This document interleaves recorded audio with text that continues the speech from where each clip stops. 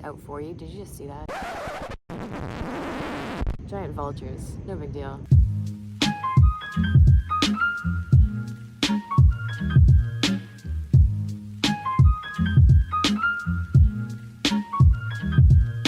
Hi, my name is Maddie, and I'm back in Costa Rica. So if you're new here, hello and welcome. I've been documenting my eating disorder recovery journey, and I've been doing that through vlogs and challenges, sit down and talk videos, whatever I feel is necessary to help myself as well as you guys get through eating disorders, or if you're just here to figure out how to recover or what an eating disorder is, I'm your girl. Anyway, I've been in Costa Rica for 10 days now, and it has been a challenge. Not quite the last time I went to Costa Rica. I've been working as a yoga teacher as well as a blog writer, photographer, so my days have been incredibly busy. It is currently 6 in the morning. I've been up for 2 hours. I've already taught 1 yoga lesson. It's hot, it's tiring. I live in a crate, it's great. Lots of bugs, lots of snakes, lots of monkeys, birds, toucans, scarlet macaws, whatever, you name it. But in today's video, I wanted to sit down and talk a little bit about how travel is helping my recovery. So if you know me, you'll know that I am an avid traveler. My life is photojournalism, my life is travel. I'm sorry if the waves are really loud right now. Also, a crocodile is probably gonna come out and bite me any moment. Whew. Danger, danger, danger. This is my current setup right now. I've got a lagoon over here. The beach is over there, but it's currently sunrise and the sun is in my face, making my skin look extra shiny. Anyway, oh no, I'm getting off topic here. I'm also balancing this on driftwood. Okay, so yeah, today's video I'm going to talk about why travel is helping my recovery. So when I was at home, this is all crooked now. When I was at home, I got in the bad habit of getting up, exercising for 2 hours, eating it incredibly. I'm being bitten by a hermit crab. Are you feeling it now, Mr. Krabs? Okay, we're back. There's a lot of bugs around.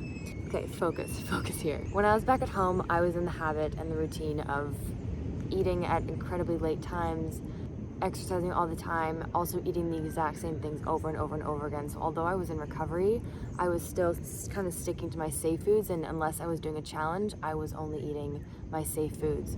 Whereas here, not only, there's a giant bird. Oh my God. I'm very distracted here, I'm sorry.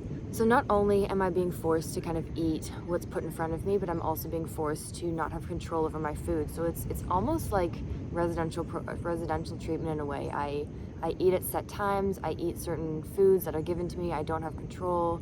What they do here is they actually portion your servings and your plates out for you. Did you just see that? Giant vultures, no big deal. I'm living in the jungle. It's very much in the jungle. It's very close to Puerto Jimenez. Boa constrictor was found outside my room. I'll show a clip of that in a few seconds, or just right now. Flash to the boa constrictor. So yeah, that was great for me, like 10 feet outside my room. My room doesn't have a lock and there are many holes in it. And yeah, so, okay, this is so all over the place. My brain is so scattered right now. I just did like 2 hours of yoga, but anyway. So they give you set plates and they're all portioned out for you. So typically I eat what is ever on my plate. They have the option if you want to go for more, if you're still hungry. And I haven't really been doing that. I haven't been getting more because I've been eating a lot here, but I'm not restricting. I'm also not exercising. I'm not running. I'm not doing my sprints. I'm not doing whatever. All I do is yoga and walks on the beach. These vultures are seriously freaking me out. Do you see them? Okay. Oh boy.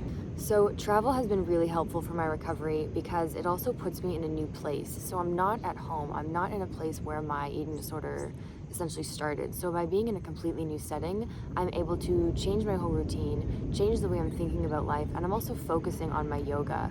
Yoga has been incredibly helpful for me. I'm teaching twice a day for 4 hours. It's mind-opening. It's incredible. Yoga is all about the connection between the mind, body, and soul. So when you're doing your certain asanas, which are the postures, and you're doing your breath work, then you can really open up to feeling your emotions. The emotions come up, and it's a great way to really think about what you're suppressing in past trauma. And for example, my eating disorder, I'm able to focus on myself and my mind as opposed to my body. Another great thing that's being here is it's putting me in a mindset of acceptance. Yoga is all about accepting, it's all about non-judgment. So by being here, the community is incredibly warm, it's incredibly safe, and I feel really at home. Yes, I miss home, I miss Fig, I miss my family, I miss my friends, but I love travel. I thrive in nature. I thrive by the ocean. The salt water is amazing. So in being here, I've really been open to all these new opportunities, and I don't know, I've just been having, I'm not gonna say a great time because it's been really hard. I cry myself to sleep almost every night because you are dealing with so many emotions with yoga.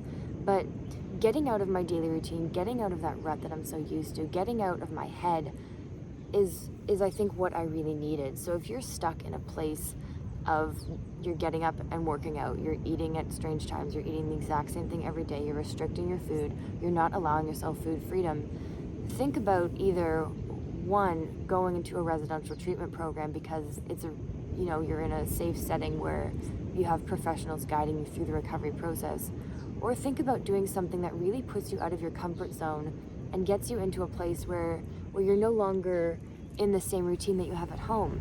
I'm also walking around in, you know, crop tops and shorts, and it's incredibly hot. So having to deal with the body, you know, you're not hiding in your sweats and baggy clothes. You're really opening up to the way that your body is changing. And my body is changing here. I am eating a lot of food, and mind you, it is incredibly delicious. I'll throw in a clip later, but I'd love to spend more time talking about this, but my days are also so jam-packed with like all of this yoga, and I don't know, I've had a great time. We went on a jungle hike. I've been working a lot on articles such as why rest is important for the body, and I did work on one article that I didn't come up with myself, but I was asked to write an article on fasting. You know, when you're in eating disorder recovery, I would highly, highly, highly not recommend fasting. It's definitely a trigger, but you know, there are benefits of fasting. It's in a lot of cultures. It's in a lot of, it goes back, you know, hundreds and hundreds of years on how fasting can help the mind focus on something other than digestion. But I am not recommending fasting. Please do not engage in fasting if you're in recovery. But it's beautiful here, so I just kind of wanted to give an update and explain how travel is helping my eating disorder recovery, because it's just giving me something else to focus on. It's giving me a new outlook on life. It's allowing me to open up my mind to new possibilities. And as I said, I thrive in travel when I'm away from home. I don't think home is a great place for me. I'm gonna get eaten by a crocodile sitting here, I swear to God. We did see a caiman the other day. I'm not scared of crocodiles, but I think sitting so close to the water where there are crocodiles, probably not the safest. But I also want to be away from the ocean because it's really loud right now. Anyway, I'm hoping to do a more in-depth video later because I have been having a good time and there are lots of things I'd like to talk about. But for now, I just wanted to give a quick update. I also apologize if there's not as many edits. It does take quite a while to edit videos, and I really, I love YouTube. I love the community. I thank you all so much for the support, but it's a lot of work and my computer cannot handle the heat of editing. So I'm gonna try to do what I can, but thank you all so much for your support and your openness and all of the comments. I don't think I would be where I am without you all, so I'm incredibly grateful. So yeah, I'm gonna throw in some clips of the jungle hike, my room, a little tour of where I'm staying, and we'll get back to the video. During one of my first days here, I went on an amazing jungle hike in a place called Matapalo. It was a bit sketchy as we really just drove to a random path and started walking, but it was a lot of fun. We had sticks and trekking shoes, and yeah, it was great. We saw quite a variety of wildlife, from toucans, scarlet macaws, snakes, howler monkeys, spider monkeys, and white-faced capuchin monkeys. It took us about an hour to get to a small little waterfall as we walked through the bushes. The guide pointed out some of the plants in the area and showed us some medicinal herbs as well. It was really cool to get to know more about the environment around where I'm staying. I've always really loved the outdoors and hiking, as you all know, but I'm so used to hiking in Canada, so this felt really out of my element. I was kind of worried about little spiders and things that might jump out and bite me, but as I said, it was fun. We walked across some relatively sketchy bridges and through small creeks, into the hills and over logs. It was really an adventure. I'm looking forward to getting to do more things like this during my time here.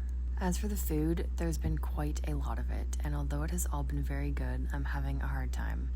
I don't get to choose what I eat, and I'm obviously eating at set times of the day. these are just some examples of the meals that I've been having.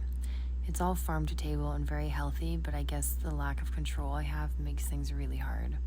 Maybe I'll make a longer video about this and more in depth, but so far things are okay, but the weight is definitely escalating. For breakfast, we usually have eggs, fruit, granola, and a pastry type thing. Lunch is kind of salads and, your proteins and soup. And then dinners are more hearty meals, and sometimes we do have dessert. This is patasones, one of my favorites. Plantains are the best. This was today, and it was very good. So that's just a bit of my life right now. Maybe I'll do a day in the life of a yoga teacher. It's kind of weird to think of myself as a yoga teacher. I teach 2 classes a day, but I still don't think of myself as a yoga teacher. Yeah, I'm having a neutral time. I think that's what I would say. It's challenging. There is a lot of work, and I would say probably 6 hours of my day are sitting at a computer. Do you see this vulture right here? Look at my little pet vulture. It's great. Okay, so that's all for now. Thank you all for your support. Give this video a like, a comment. Let me know if you have any suggestions for what you'd like to see of me in Costa Rica. If you'd like to see what I'm eating more, if you'd like to see what I'm doing, if you'd like a yoga class, I'm more than happy to give a yoga class. Any more sit down and talk videos. I was also thinking about doing a Q&A video, so stay tuned if I post a place for you to ask questions, or if you have any questions, put them down below. I try my best to answer all the comments, so yeah, comment below, and I'll see you in the next video.